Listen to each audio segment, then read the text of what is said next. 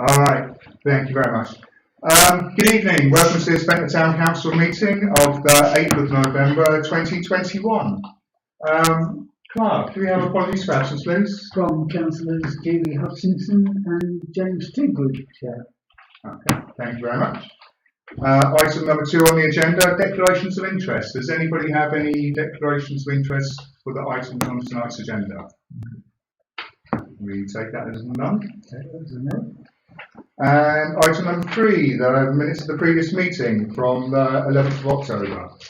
If members would like to have a look, if there's any comments.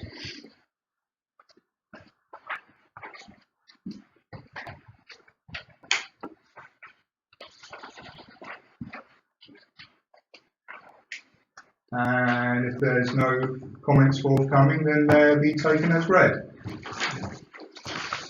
Thank you. Minutes of the planning meeting from the 19th of October for information only. And item number 4 is the finance report. Clark, would you like to introduce? Yes, please. Here we are again. This time reporting to the 31st of October, when the balance on the Town Council's funds stood at 311,649, and the reconciliation of both accounts had been completed to that date. And the list of payments, which is attached to the report during October, totaled 30,799, with £5,010 of that attributable to the Salisbury Gardens account. Receipts during October came to 6,186, of which 3,967 was from Salisbury Gardens rents.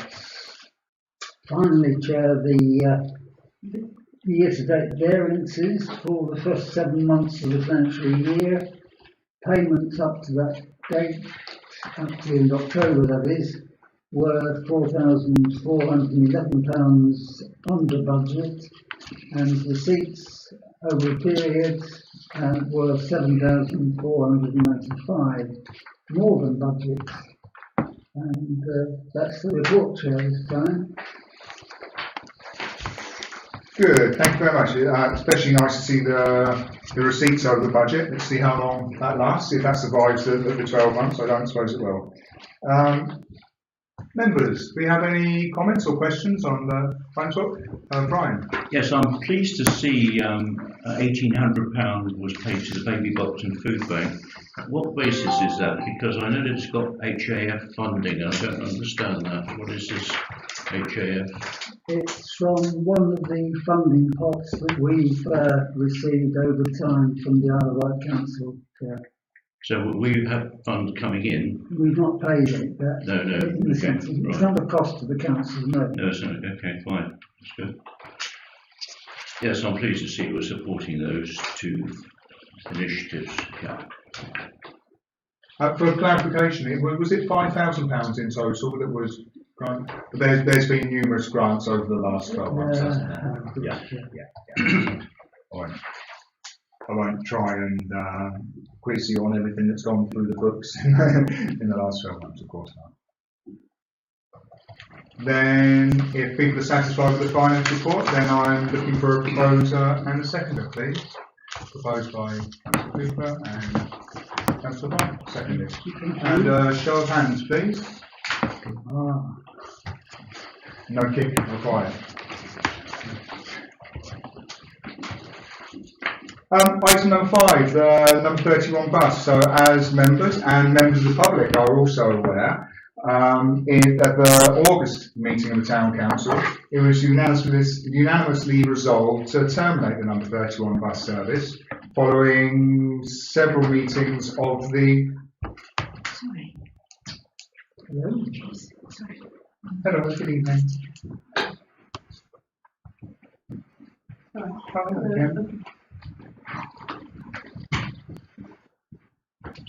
I'll go from the top again.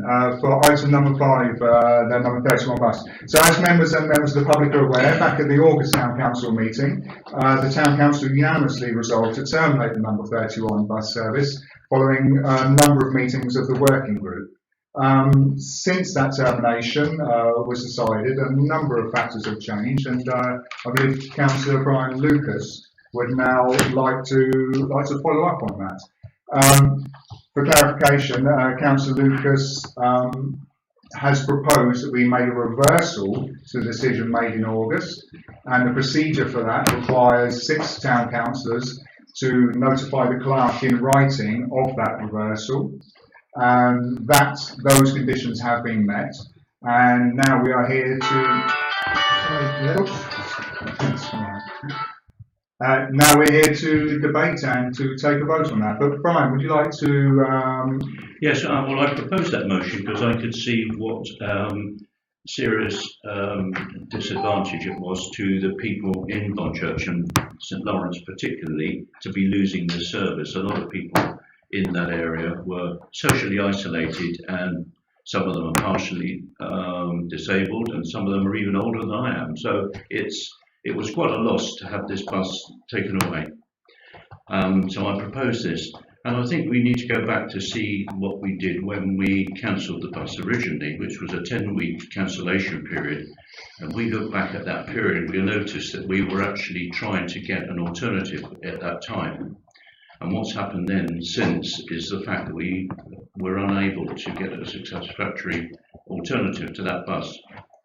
So the people in those areas realised that the bus was going, and they made their voices quite clear. In fact, on the White, they interviewed several people who explained exactly how they would suffer.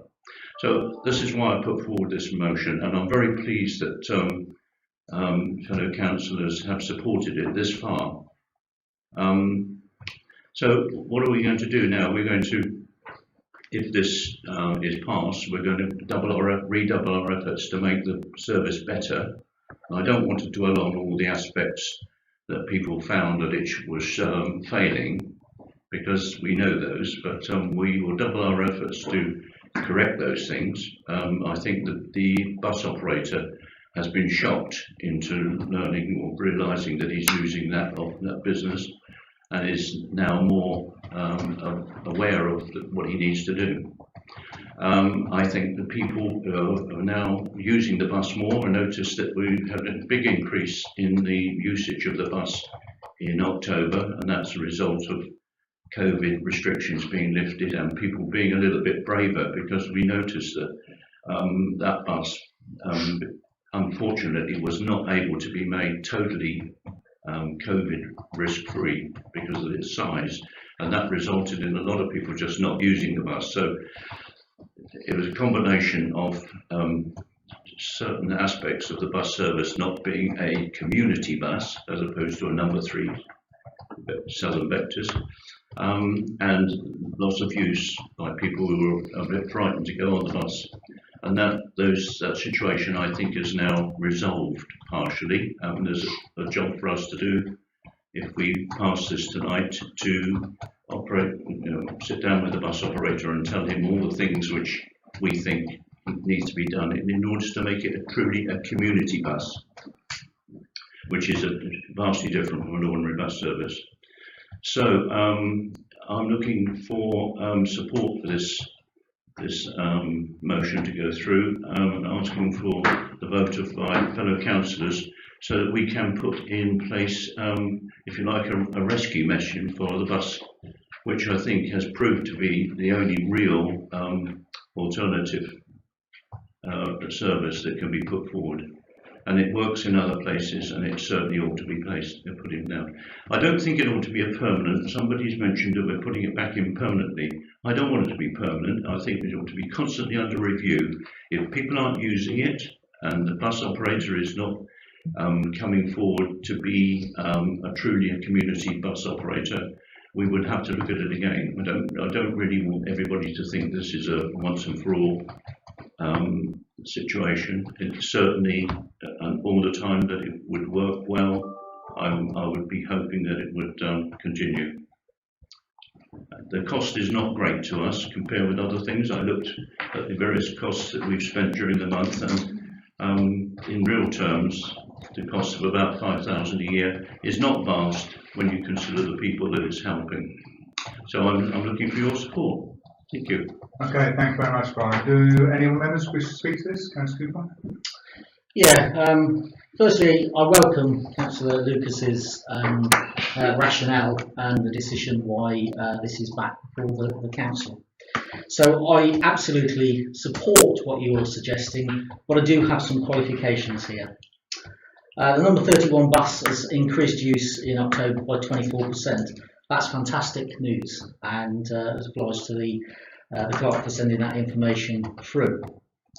But we still have to be, financially aware of what the service does cost us. And the reason that I mention this is because I'm all for community buses, for helping people that are disadvantaged, haven't got cars, isolated communities, etc., etc. But we are answerable to the taxpayer, and this is a cost that comes from the pre-setting our tax.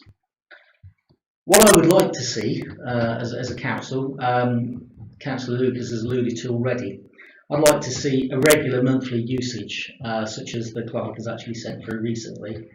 I'd like to see some transparent processes on potential complaints or feedback of the service of local people. I'd like the Ventnor Town Council rationale on costings, and what I mean by that is when is this service not viable? What is the tipping point? Why might we support a 31 bus service and not other potential good causes within our town, such as baby blocks, such as the food bank? So those are the considerations that we should actually be looking at, I believe. And Councillor Lucas has already commented that this is not a permanent thing, and I was very, very pleased to actually hear that.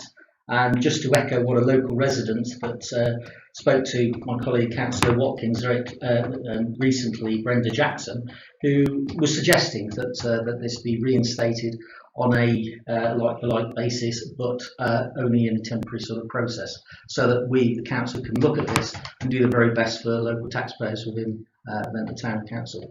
So with those qualifications, I'm very, very happy to support what Councillor Lucas is saying. Thank you very much. I do have to note, though, that the resolution in front of us is just for a reversal of that decision. So while the points that you raise are absolutely valid, they can be carried forward into the working group, but they're not a condition of this. But your points are very, very well heard. Okay. Councillor? Right. Thank you, Chair. Just to reinforce Councillor Cooper has been saying, I do support Councillor Lucas fully on this and think we should reconsider. I'm not a member of the group, but two things come to mind. It will support green initiatives, climate biodiversity group, trying to reflect how we can have a smaller carbon footprint generally in Ventnor, encouraging transport, to support people not necessarily using cars, but having transport available. I agree there's increasing numbers, so a need has been demonstrated. So to me, that's a key thing. And lastly, the only comment I'd make, now is a point in the group reconsidering reinstating the bus, looking for grants that might be available to support green transport and also the Isle of Wight recent initiative. There may be extra funding to support the service as well, so I think we need to go for that, or look at it anyway. Okay, thank you very much. Councillor Watkins? Thank you, Chair. Again, I support the motion in front of us. I would like to also stress that I would be very keen to redouble our efforts into getting the community to take responsibility for this service. This is something that the community ought to be running for themselves, with our support, of course, but it's something that needs to also come from the residents. Thank you very much. I fully support everything that's been said so far. However, I have heard, although I cannot say that I've seen this myself, that we could improve the signage on the bus and the route information and the timetable. There has been some criticism that people don't know what this bus is up to and where it's going, and you know, and also possibly we have heard that it may not be keeping to a timetable, which of course is very difficult with white fibre at the moment, but presumably that won't be forever, but that would be something I think we could improve. Mark, please. Okay. I also support this motion that's going through, and in fact I was quite relieved when it's actually come onto the agenda, because 2 residents have been phoning me twice a week just for updates on this, because they are very, very concerned that they're going to be isolated and not be able to get into town. And also, in the July meeting, I did ask for an assurance that the service wouldn't be suspended without another provider putting in place. And that's also why I'm relieved that this has actually come up, and I'm in full support of it. Okay, thank you. Councillor Warren. Yeah, I'm in the same place as everyone else really. I think Councillor Cooper and Councillor Watkins' comments are very relevant.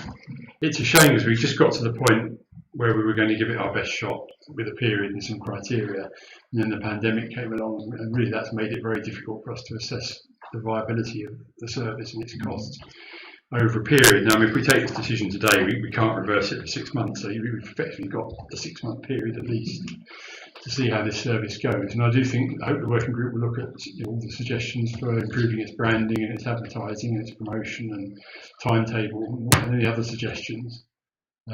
Give it our best shot, because people need to use it. There's no point in running a bus service that people don't want to use. Yeah. So, I think very much what Councillor Cooper said is on the money. The objective of the working group was always to improve the service. I mean, I know it appears in quite a cack-handed manner by the way we've gone about this, but there have been reasons for that, and it is kind of unfortunate that we've had the tumults, but we have arrived at this point. And the point we've arrived at now is I've asked for a proposer and a seconder. Well, Councillor Lucas, I assume you'd like to propose this. And a seconder, and we take a vote. And this is specifically to endorse the to reverse the recommendation, and to endorse the recommendation to halt the termination process. I got there in the end, the reverse of that. Okay, so Brian, would you like to propose? I propose yes. And Councillor Watkins a second, and show of hands, please. There you go. Thank you very much. Well, I thank you for that. That's very good. I'm sure we make a success of it with this new approach. Yeah, well, let's convene in the very near future, the working group, and go forward. Okay, item number, where we get to? I can see what it is, but I don't know what the number is. Okay, item number 6, the development programme. Thank you very much for this paper. So the paper we have in front of us details some of the deprivation issues that we have in this town, which are very common of coastal towns all around the country. As more established members will be well aware, the council has done a lot of work in previous years on this subject, and I think that established members will also be aware of some terminology that's used, such as the lower super output areas and so on, which really provide a great deal of detail and a great deal of factual information about the rankings of this town in comparison with others all around the country. The detail is on the lower super output areas, covers income, employment, education, health, crime, living environment and barriers to housing and services, as well as income deprivation affecting children and income deprivation affecting older people. Ventnor itself is divided into 4 areas. That's Central Ventnor, St Lawrence, Bonchurch and Upper Ventnor. Both Central Ventnor and Upper Ventnor are both in the most deprived 20% nationally. In recent years, the Town Council has responded in a number of ways, which are listed in section 2 of the paper in front of us. That is through a lot of work, ongoing work from the Community Development Officer, establishing and helping, well, not establishing, but helping with the establishment of Ventnor Food Bank and the Baby Box. The Council also funds Network, which is a drop-in for people to help with issues they have around job searching and universal credits. The council also supports the Footprint Trust, which helps people who are generally on lower incomes with their bills and their heating and things like draft exclusion and so on. The Town Council also supports the youth service and Boniface Fields.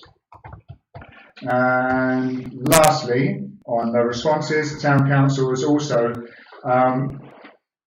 helped with the administration of £24,000 in COVID-related funds, which has gone a long way, obviously, to help people around the town who've been struggling during this difficult period.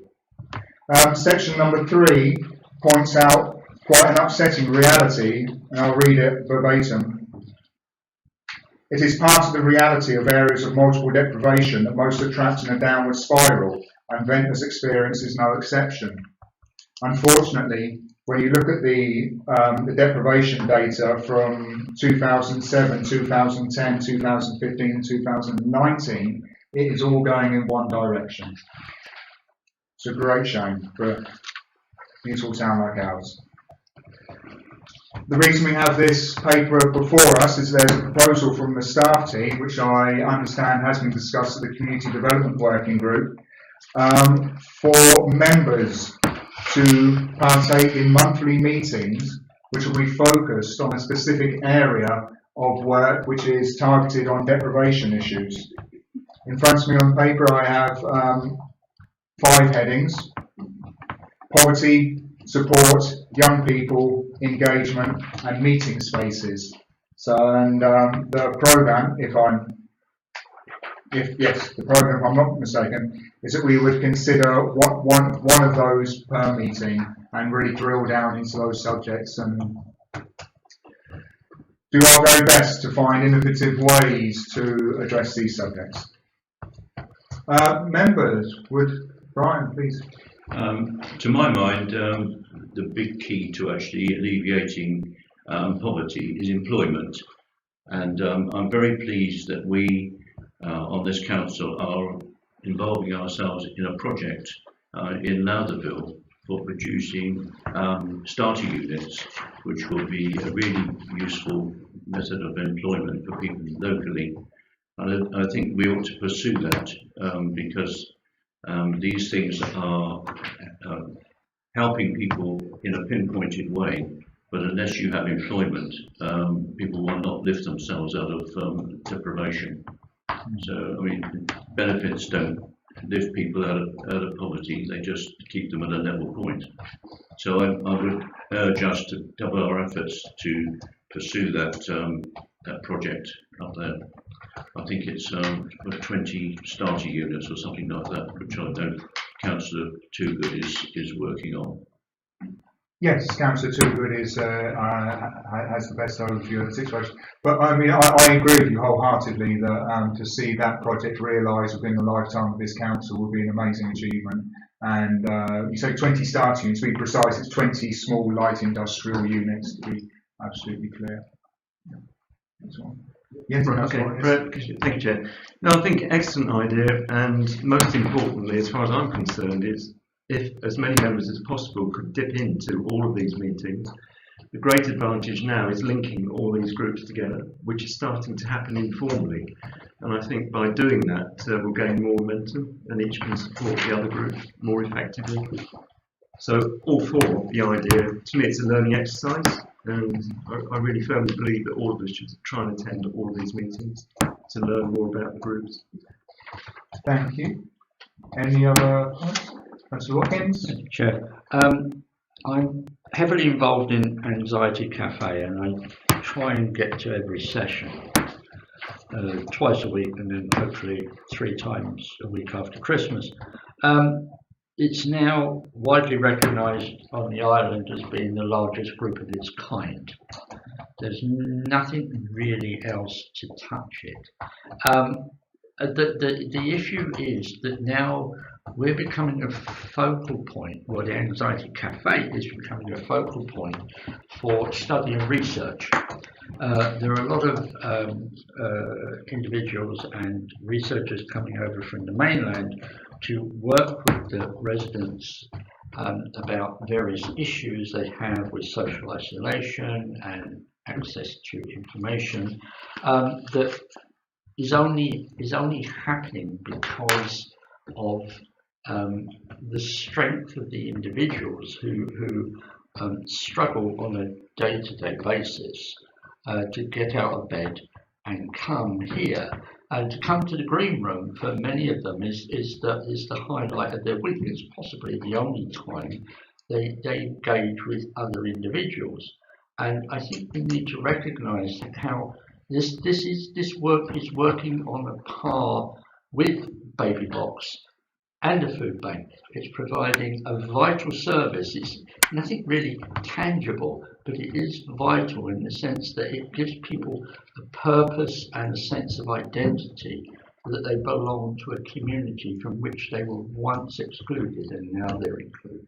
So I think it's a vital resource.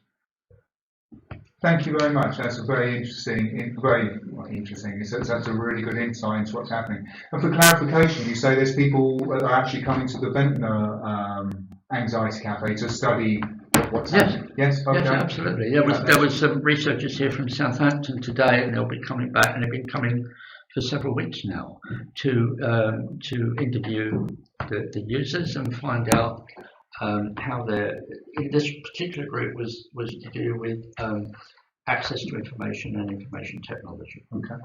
And so they were trying to find out how and what the barriers were for them, and what could be done to remove some of those barriers. Okay. That's really interesting insight. Thank you very much. Thanks, Secretary. I've recently joined the committee for breakfast in the Bay at Sandown, and I'm now the coordinator for Ventnor. And what we initially want to do is connect places like the food bank and Baby Box all up together, and get a food supply going. Whereas, say, one group has got too much bread, then I'll go along and distribute that between the others. St Francis School and the early learning years are two which is supply at the moment anyway. And then the others will distribute out amongst the town, just to get a supply chain sort of going a bit better and a bit better coordinated. So that's the plan in place at the moment. So. That's really interesting, yeah, as well. I've heard quite a lot about breakfast in the Bay. I don't know the details, but I've heard it's a fantastic service. So if that stretches over to here, thanks to people like yourself, then more power to you, I'd say. Okay. I don't believe we're looking for a decision on this. The meetings will go ahead, but there's nothing for us to resolve, is there? The meetings will go ahead, and as mentioned, hope to see as many members as possible at those.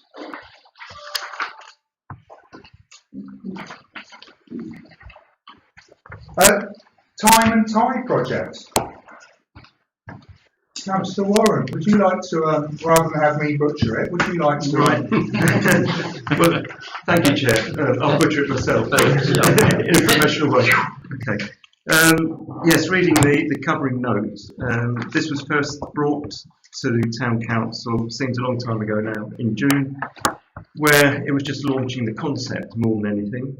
And I have gone back both to the national organiser, the sculptor, Marcus Burgett, and also Venture South, Sculpture South, who are representing the project on the island. I do apologise for interrupting. Can you just give us a very broad overview of what the project is? It's to install. Right, I'll just get on to that now. Yes. In a minute. So this was just going through the introduction of what had happened previously.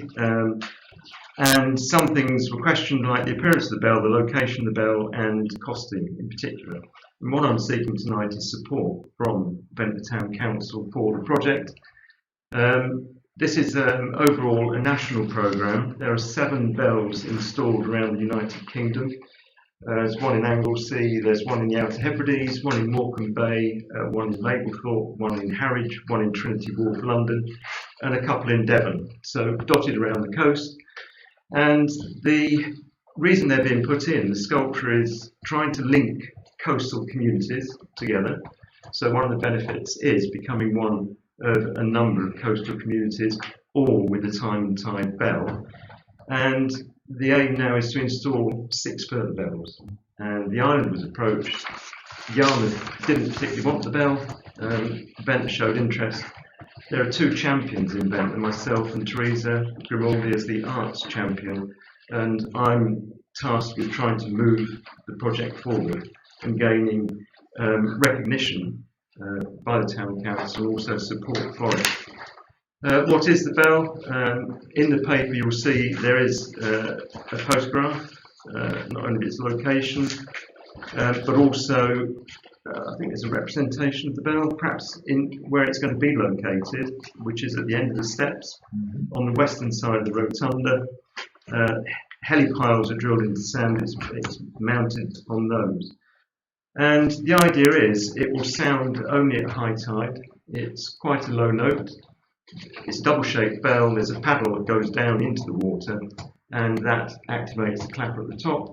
It's quite a low harmonic. It's deliberately tuned to produce a melodious note. And one of the ideas of the sculptor who designed it, but each bell is designed for the individual location, but principally is that it will tend to sound more frequently with increasing years. So it will sit there, and it can be used for that purpose to reflect rising sea level. It's not a doom bell. I did hear a comment in the week that surprised me. A resident randomly said, "Oh, people are starting to say every time we go on the beach and it rings, you'll think, oh, we're all doomed." But to my mind, it's an educational resource, and this is what the sculpture wants. There are projects planned, beach school, shoreline activity, also work with the National Bell community. Lots of things we centre around the bell. They do already in the towns where the bell is installed. It's an educational resource, and that's not just for children, it's for community in general. Old peoples, people in care homes, have been working with young children on various themes around the bell. Last week's visit by Hampshire and Isle of Wight Wildlife Trust looked at a number of places, but mentioned the project to them. They're very enthusiastic because they also cover the shoreline. I don't know if there's any more questions going to be raised by it. I think if you look at the paper, the images will give you an impression of size, scale, location. It's not intrusive. Where are we at the moment? Well, we've got to try and set a date of installation, so I've suggested next spring. And why not 22nd of April? Because that's the day when King Arbelt is recognised, the last pagan king of the Isle of Wight. So at least it's a member or somebody from ancient history from the Isle of Wight. That's a date to aim at. A lot of the costs, if you look at the costing, have already been met. So the general synopsis that follows on. This was produced by the Tide and Bell team. The bell itself is obviously the major expense. All of the bell itself is gifted, and a lot of the associated costs are also gifted to any town that's going to adopt the bell. And really the following items, that's the third block of costs still to be met, relate to marine fixings, fabrication of the substructure, haulage and placement costs for the bell.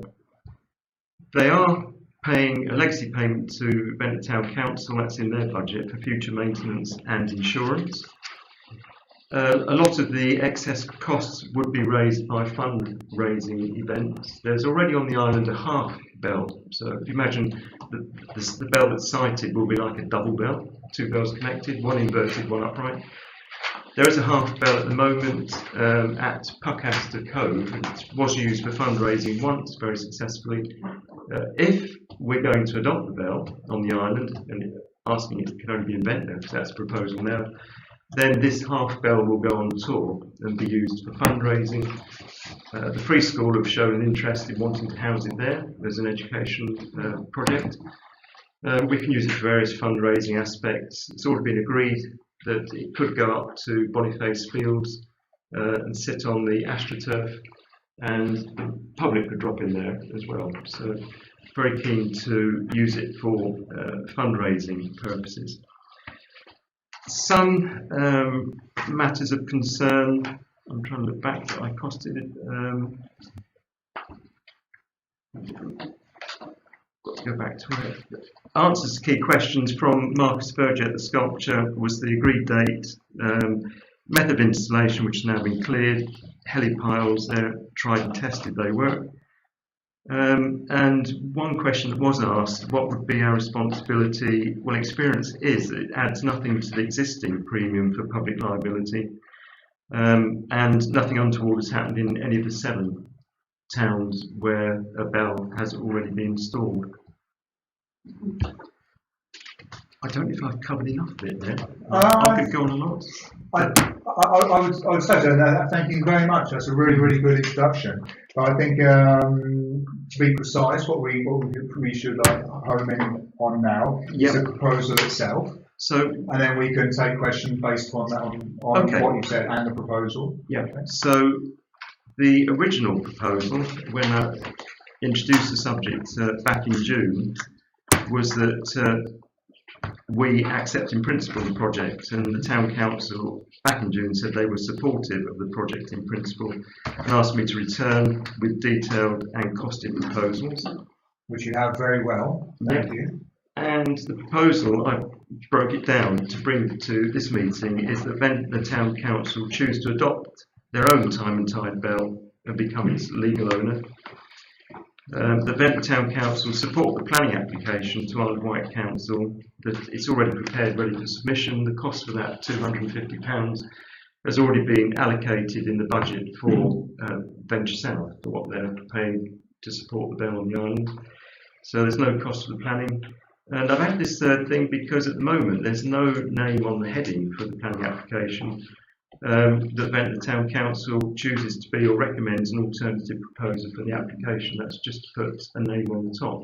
But it's my thinking, unless there's a complication that I haven't thought of, if we accept it, could we put Ventnor Town Council on the heading of the planning application?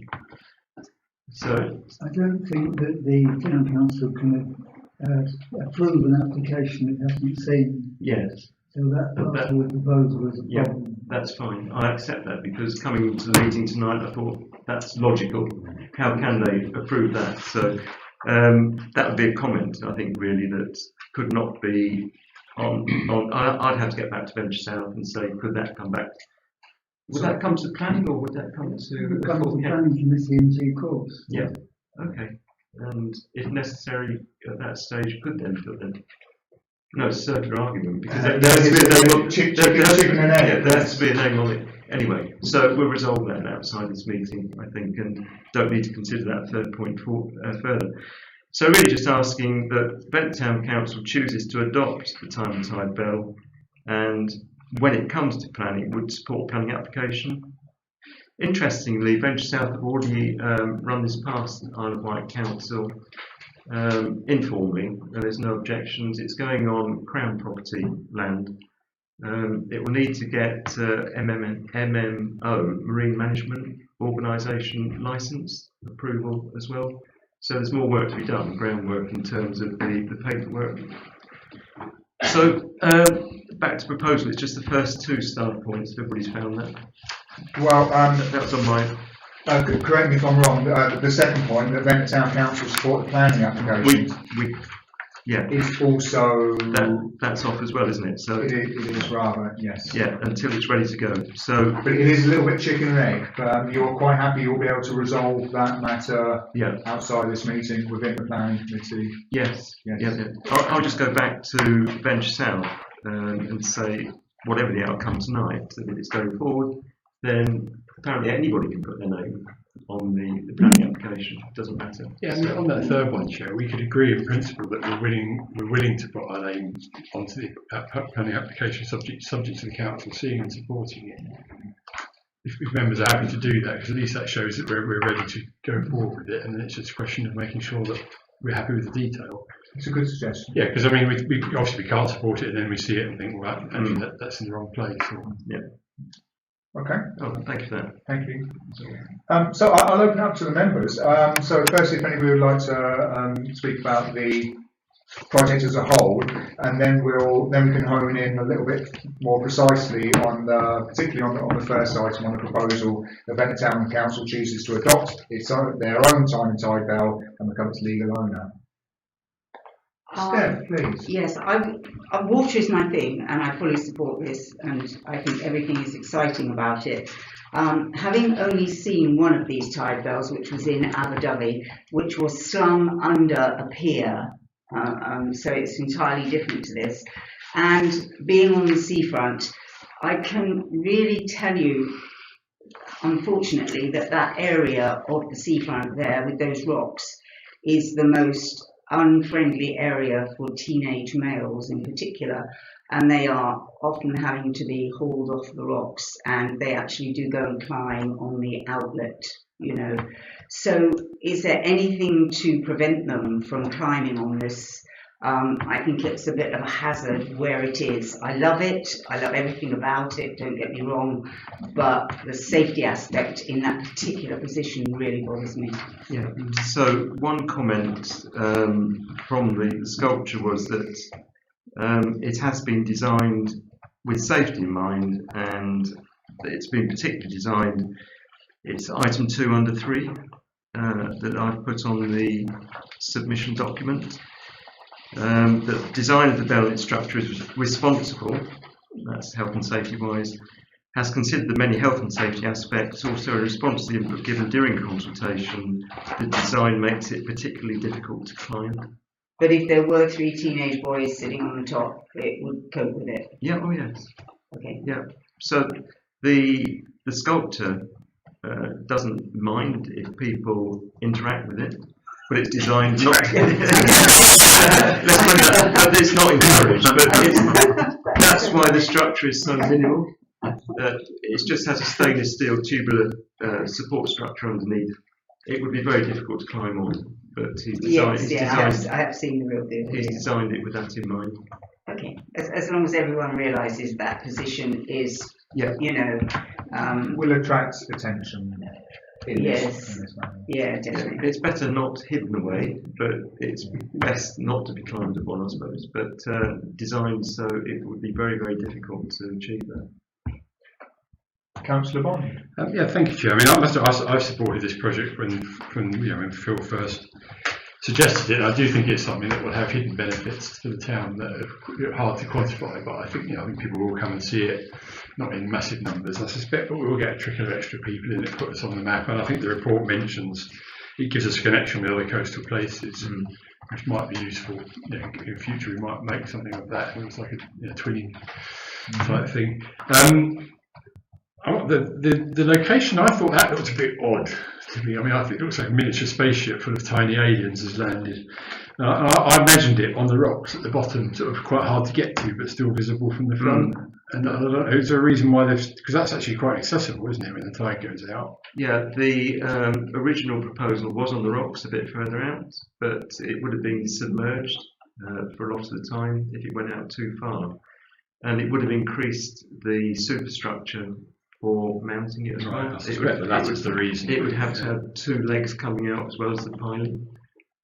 I mean, another thing that occurs to me is I presume the noise is height triggered of the height of the water. That's right. And if it's going to ring on a neap high tide, which is like a small high tide, when you get a spring high tide, it's going to ring for quite a long time, isn't it? Yeah, it will be very much. Because we have quite a tidal range here, so. Yeah, but the noise is not intrusive. It's calculated about between 30 and 40 decibels. If you're talking about back at the Esplanade, it would be indistinguishable from general sea noise. Yeah, no, I mean, I think it's a good idea. I'd be interested to know whether there's any sort of lessons or improvement opportunities or success stories from the existing sites, how it's gone and what none of the bells have failed structurally or mechanically. They continue to sound, but they have generated a significant number of local projects. You need community groups to engage, and particularly school children can learn from activities centred around the bell. So it's more than positivity. There are 3 planned strands attached to post placement, which are just being discussed. I was speaking to Peter Gingold, who's the national coordinator.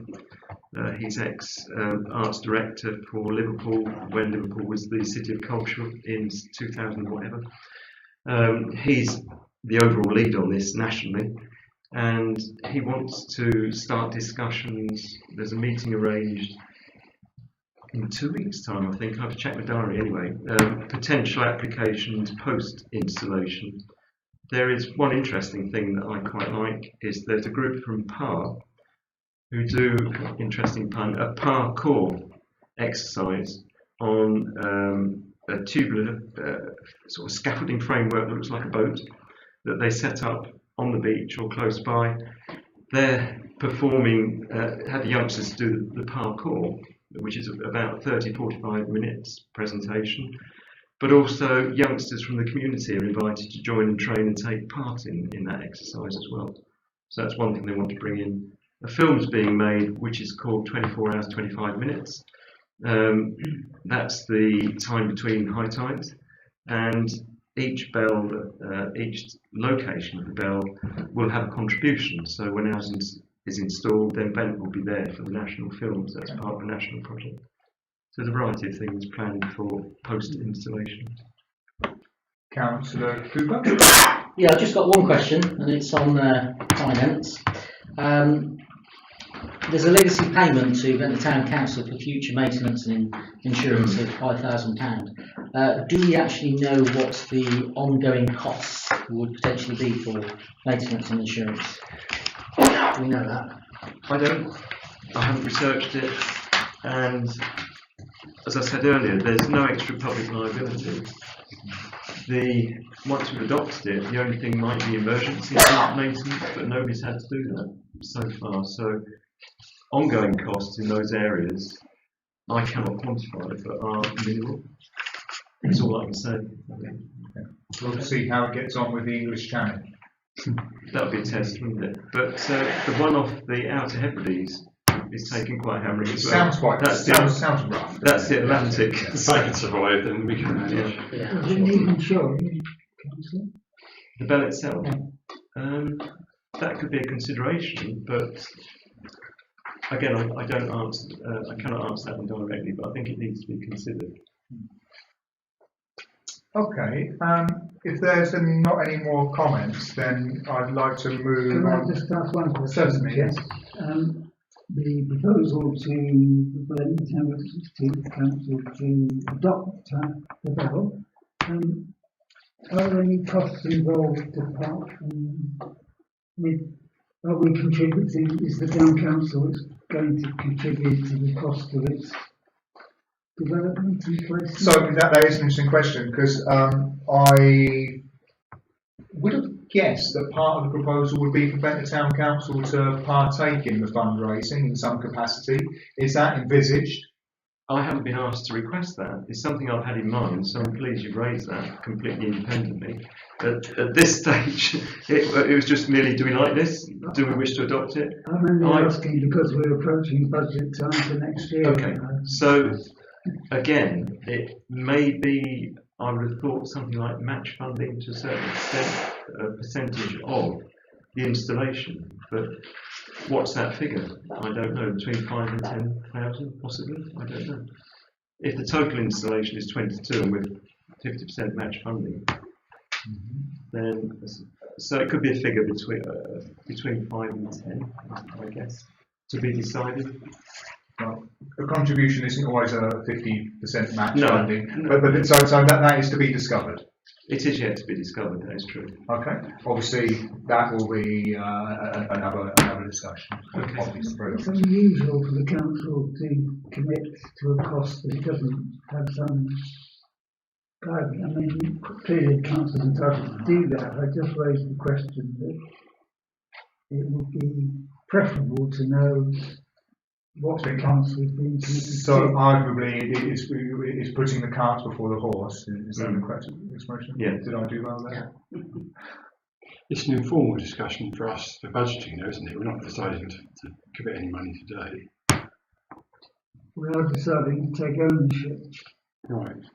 And then if the fundraising fails, then we take the ownership of nothing. I'm not opposed to that. No, I understand. It's the mechanics that are important, yes, and taking sound advice at this point. Councillor Lucas. Sorry to pour some cold water on this, but we're getting increasingly excited about a very novel and interesting project with an open-ended number at the end of cost. And I would look at it like a little more assurance as to what our total limit is, because as somebody said, if the fundraising fails and we're already excited and getting involved in it, and suddenly there's a big check comes required. So I would like some indication of the maximum cost that we will incur. I mean, okay, planning is not a problem, but in terms of installing it and maintaining it, I would like the comfort of knowing what our top figure is going to be. Well, can anybody give us that? Without that number in front of us, and we only have the proposal which is here, it's difficult unless you would. Well, the proposal is to agree its involvement. Well, how do you get involvement in a project unless you actually commit yourself to pay for it? And that's the danger that I saw. Well, I'm excited about a project. It's nobody, just that I have this sort of view of the numbers not being tidy to the point where we're limiting it. So that's it. I mean, can we set a figure? Because I don't think we ought to march on and just say, yes, we love it and we're going to have it, and then suddenly we're involved in £25,000 worth of costs or something. Which is a significant cost. I don't think the ratepayers of Ventnor, even though they like the look of that bell, would go along with that. Yeah. So, can anybody give us any indication as to a ballpark top figure? Do you have another form of words that you would like to propose here, which covers the concern that's been raised, or would you want to go ahead with this proposal? Of course, you can proceed with this proposal in front of us. And, can I ask a related question on timescale? Something about timescale. When's this all going to happen? Well, aiming for the end of April. To actually have it in by the end of April. Yes, be ready to install at that point. So it's almost in budgeting terms, we're almost in this year, aren't we? But, so the financial decisions and fundraising are going to have to happen quite quick. And raising 22,000 in 2 or 3 months is not easy, I would have thought. Okay, so if we go back to the proposal, the first bullet point, star bullet point, the Ventnor Town Council chooses to adopt their own time and tide bell and become its legal owner. So that's just accepting it will come, it will arrive and it's ours. Now, what was your suggestion, Chair, about planning commission?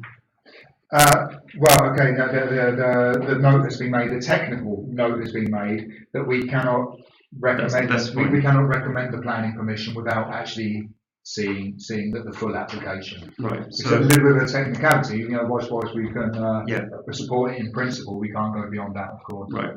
So we just go with the first one as a proposal. Right. There's a formulation I suggested that we indicate a potential willingness to be the sponsor of the planning application, subject to the council agreeing to the details. Yeah. Like that. That's it. Thank you. Now, would you like to propose it as it stands, or would you like to find a way to take account for the? Well, with that modification suggested by the council of bond. Yeah. But the other thing is, and I'm wondering, how can we add something else to satisfy the fundraising? The fundraising. I would personally, I'd wait till they ask, and then I would discuss it amongst ourselves as members as to what sort of range that we think would be acceptable to all of us, and then just put that into our budget.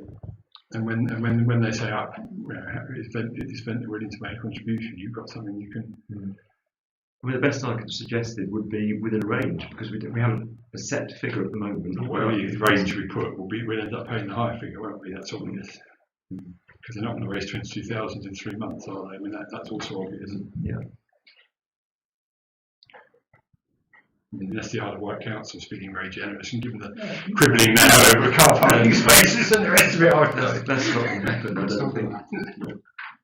So I mean, as it stands, we can go with the form of words here, which leaves us not necessarily, doesn't leave us in any kind of legal jeopardy, but it does leave us in a position whereas we might find ourselves pulling out at the last minute and looking a bit silly because the fundraising hasn't been raised and we don't want to contribute £22,000.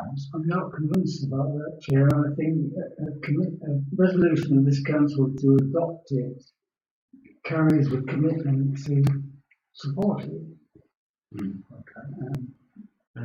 And is willing to support financially. I'm trying to think of the form of words.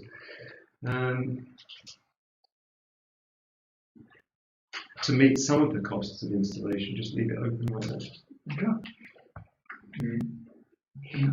When it first came to us, the ballpark figures that I remember were the bell cost 60,000 and it cost 9 or 10 to put it in. And the sort of suggestion was that they would donate the bell and we would pay to put it in. So that was my recollection. And what's happened, obviously, now they've actually scoped it. It's now going to cost, instead of 9, it's going to cost 22 to put in. Well, some of these figures are still undetermined. We're not going to be able to pay. We're not going to be. The taxpayers event are not going to want to pay 22,000. I agree, but no, absolutely not. So there's a gap. Them to, yeah. Yeah, we could make it subject to a maximum cost of whatever the council feels appropriate. My suggestion, if it's okay with you, because then it still leaves us in that legal position, doesn't it? A little bit, I sense. My suggestion, if it's okay with you, because you're quite welcome to ignore my suggestion, is to remove this now and to come back in the next month or two once we know a little bit more about the fundraising. We have that range, and then we can take a very clear decision on a figure in front of us. Okay. Right. So, do we still have agreement on now to decide whether to adopt the bell?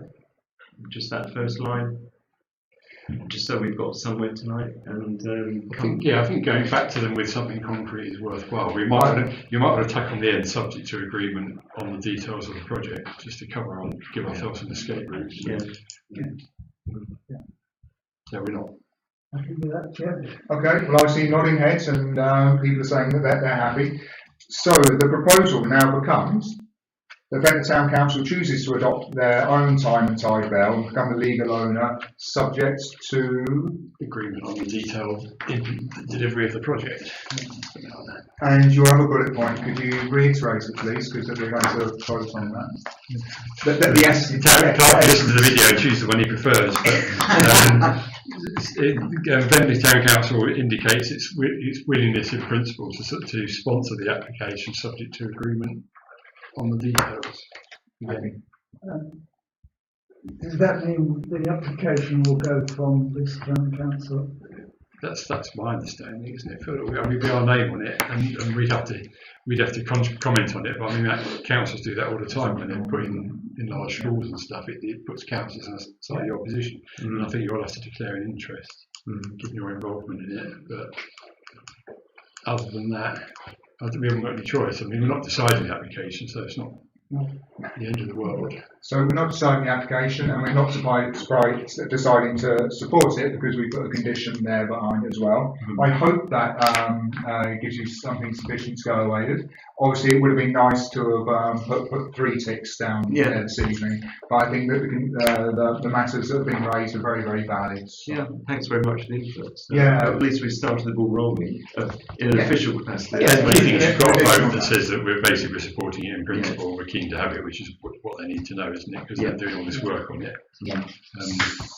Yes, absolutely. Just have to wait for the tiny aliens to burst out of it. So, it does look like it's just landed there, doesn't it? We're looking for a proposer and a seconder then, please. I'm still proposing. And a show of hands with that form of words. Thank you all very much. It's good to have the debate anyway. Hammering it into some sort of shape. Yeah, it's good. And thank you very much. Very good.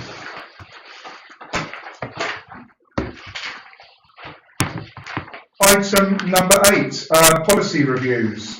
The Town Council's Business Development Officer has reviewed its health and safety, safeguarding young people, safeguarding adults and volunteer policies and provided updates for each of them for consideration at this meeting. I've had a look through them. They all look extremely sensible to me. I'm not qualified on any of those matters, so it would be Well, incorrect to me to say that they're all in shipshape order, but I'm quite sure they are. I know we have a very well qualified business development officer, and I know we have some members with a great deal of relevant experience. So, members, would you like to comment? I'll comment. I have looked at them, I've reviewed them myself. I do a great deal of this in my paid employment position. I have no comments other than very positive. Good work. Very clearly written and very clearly laid out as well. I like the new font. Is that going to replace the rather old-fashioned font that council's always used in the past? Definite progress. Sans serif, I believe. Yeah. Yes, I had looked through and I concur. They are very, very clearly written. It's in very plain English and very accessible documents. So to reiterate, health and safety, safeguarding young people, safeguarding adults, and volunteer policies. Do members have any further comments? No, then in that case I'll go for the recommendation, please. The recommendation is to consider and to adopt the documents. Do I have a proposer? Proposed by Councillor Cooper and seconded by Councillor Warren. Show of hands, please. Thank you very much. And thank you to the Business Development Officer.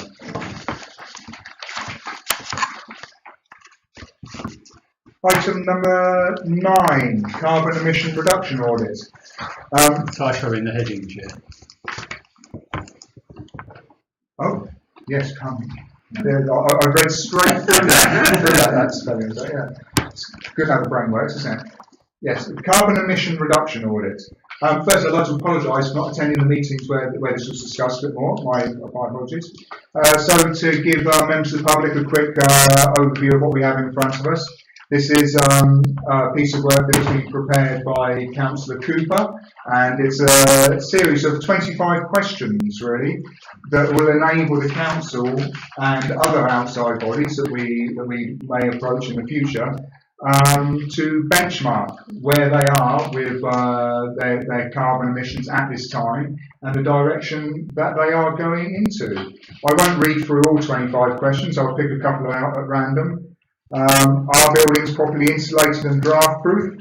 Does the organisation seek to support staff saving energy and resources at work and at home? And one more, just for the way of example. If the organisation is a parish, town or county council, do you have effective communication methods to support the carbon reduction message to the greater community in which the organisation serves? So there's 3 examples to give you a little bit of a flavour of what this document's about. Beyond that, I would like to hand over to Councillor Cooper, who knows more about this than I do. Yeah, okay, thanks, Chair. I mean, essentially what this is it gives us a starting point. One of the missions that I have in my tenure as councillor is to try and make Ventnor town as green and ecological as we possibly can. Obviously, it's very apt with COP26 going on at the moment. There is no greater urgency than the tackling climate change. It is the most important thing, and that's what we should be considering in everything that we actually do. So this is basically a very simple starting point to benchmark where we are as an organisation, Ventnor Town Council. It does have the added benefits via discussions in the working group that potentially we could engage with local businesses. Councillor Lucas quite rightly suggested that the sentence at the bottom, which is not all of the above will apply to businesses or organisations, but the questions are there to remind you that there are many factors that you can positively influence and reduce your own carbon footprint. So it's there as a sort of a reminder. So it's a starting point. It's not cast in concrete. It can be changed, and obviously this is an end result of contributions that have been made by a whole group of councillors on that working group. And I hope that you will support this. It's a very vital tool in driving down our carbon emissions and building a culture of awareness of what you actually do from day to day and reducing your carbon emissions. Thanks. Thank you very much. Any other members like to make a comment on this paper? Councillor Lucas? I suppose the first starting point for this is the Ventnor Town Council to fill this in. And I hope that they would shine when they tick all these things, but it will give us some jobs to do, I'm sure. Some things to correct and things to work on. Yes. Because I don't think we should pass it across to other business in the town unless we can sort of proudly say that we've adopted it ourselves and gone through the process. That's a very good comment, and I look forward to seeing that work done. We'll publish it, will we? Do any other members would like to speak to this? Okay, so that's quite straightforward. Thank you very much. Looking for a proposer and a second. Proposed by Councillor Cooper and seconded by Secretary. Please. Thank you very much. Show of hands. So we adopt the carbon emission reduction report. Item number 10 is the clerk's report, if you please. Catching up with you, Chair. Yep, certainly.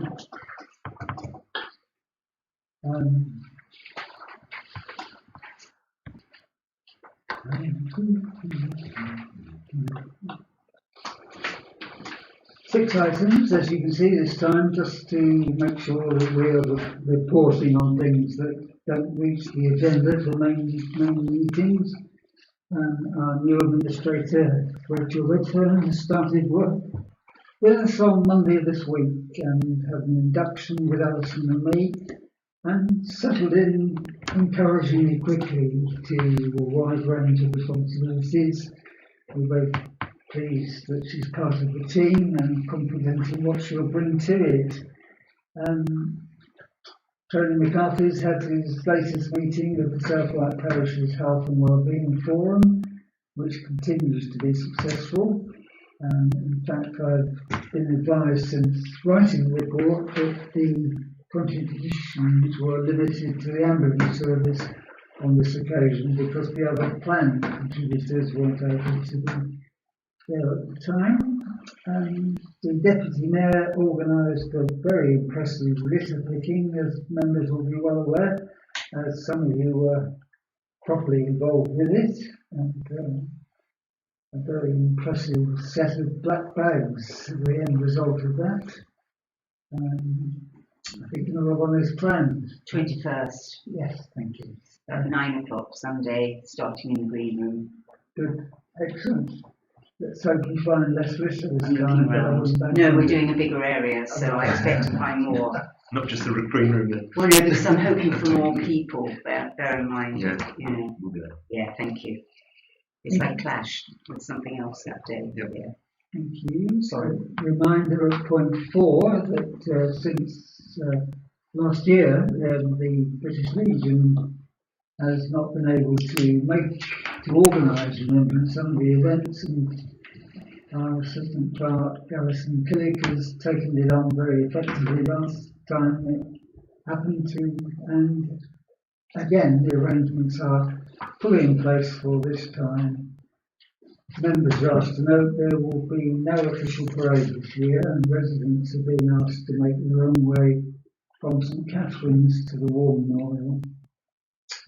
I've been to the latest meeting with the Isle of Wight MP, which he holds for Town and Parish Council representatives, and you can see the items that representatives raised. Concern continues about the motorbike races through those villages which are hardly suited for 150-mile-an-hour motorcyclists. Housing development, where the MP continues to command for to campaign for reduced targets, and the discussion about whether the island is going to have one parliamentary constituency next time round or two, and he assured the meeting he was confident it would be two, with an east-west split, and he's very keen that Ventnor is in the west. But you might like to know that. That's the change, isn't it? Because that was a representation I made, Yeah. and they've changed it. And they're actually rather bizarrely couldn't propose what I suggested the first time around. Are you in regular contact with him? No, I mean, I didn't vote in the commission, but there is somewhat of opposition to it on the island. Yeah. There is a view that we belong in with Shankton and So, interestingly for some, at 3 of the previous meetings I've been at, he's been very cross about Southern Water and assured everybody who was campaigning to get them stopped, which wasn't entirely reflected in his parliamentary votes this time, but he's been apologising for that in public, so I'll leave that to him. And then finally the meetings of the working groups. Thank you, Chair, that's me done. Super, thank you very much. I'm sure the fudge will be forthcoming for the upcoming sewage vote. Yes. Well, watch this space. Okay, item number 11. We have to exclude the public and the press. It was resolved under the Public Bodies Admissions to Meetings Act 1960 to exclude the public and the press while the next item is under discussion, as it is of a confidential nature. It is a motion. We do have to have a proposal and a seconder for that. Okay, proposed by Councillor Bond, the seconder, Councillor Lucas, and show of hands. So that's it. Okay.